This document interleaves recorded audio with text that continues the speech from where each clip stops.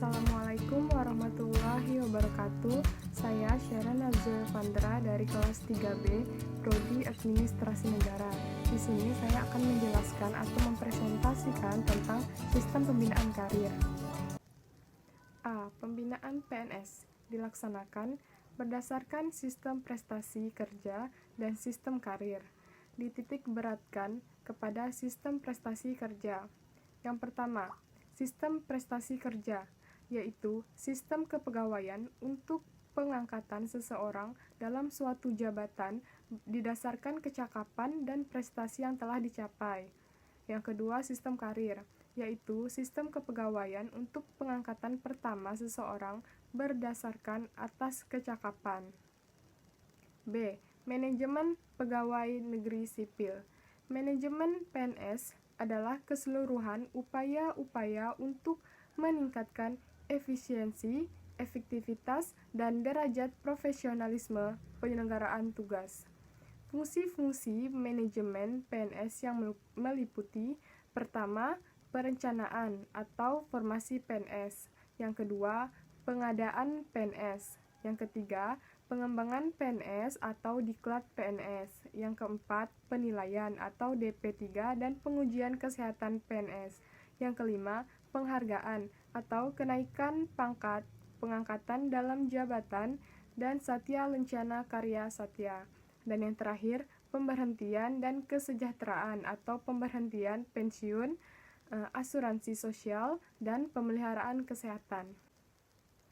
C. Formasi PNS adalah jumlah dan susunan pangkat PNS yang diperlukan dalam suatu satuan organisasi untuk mampu melaksanakan tugas pokok dalam jangka waktu tertentu.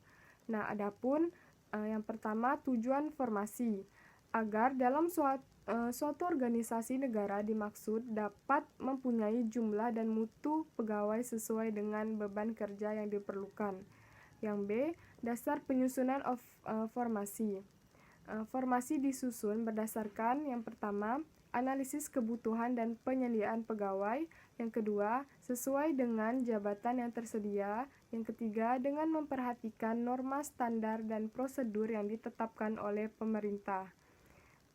C. Jenis formasi PNS. Jenis formasi PNS terdiri dari yang pertama, formasi PNS pusat, PNS daerah yang terdiri dari PNS daerah provinsi, PNS daerah kabupaten, PNS daerah kota. Yang D. Penetapan formasi PNS. Pertama, formasi PNS pusat. Setiap tahun anggaran ditetapkan oleh menteri yang bertanggung jawab di bidang pendayagunaan aparatur negara setelah mendapat penimbangan kepala BKN. Yang kedua, formasi PNS daerah. Pemerintah daerah provinsi atau kabupaten kota setiap tahun anggaran ditetapkan oleh kepala daerah masing-masing setelah mendapatkan persetujuan tertulis menteri yang bertanggung jawab. D. Pengadaan PNS. Keputusan BKN nomor 11 tahun 2002 yang pertama, proses kegiatan untuk mengisi formasi yang lowong. Yang kedua, mulai dari perencanaan, pengumuman, pelamaran, penyaringan, sampai dengan pengangkatan menjadi PNS. Nah, adapun proses kegiatan pengadaan penerimaan CPNS. Yang pertama, pengumuman. Diumumkan seluas-luasnya melalui media massa atau bentuk lainnya dan diumumkan paling lambat 15 hari sebelum tanggal penerimaan. Yang kedua, persyaratan. CPNS harus memenuhi persyaratan yang telah ditentukan.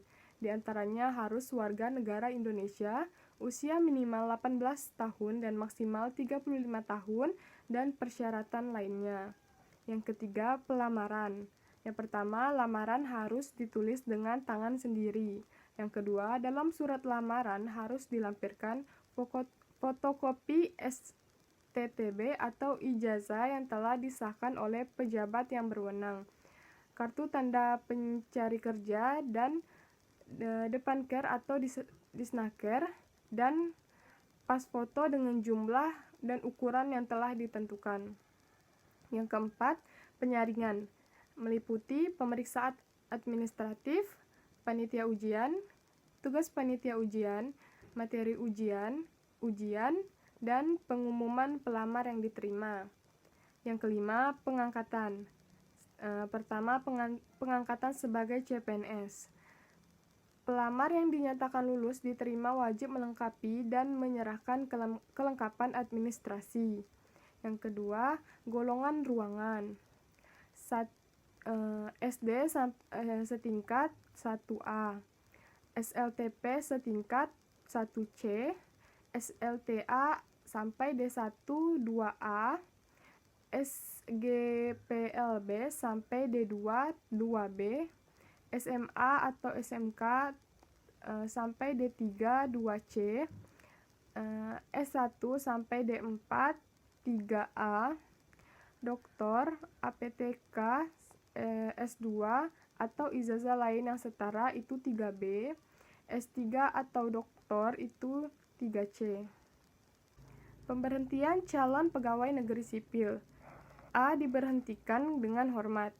Yang pertama, mengajukan berhenti, tidak sehat, tidak lulus diklat prajabatan.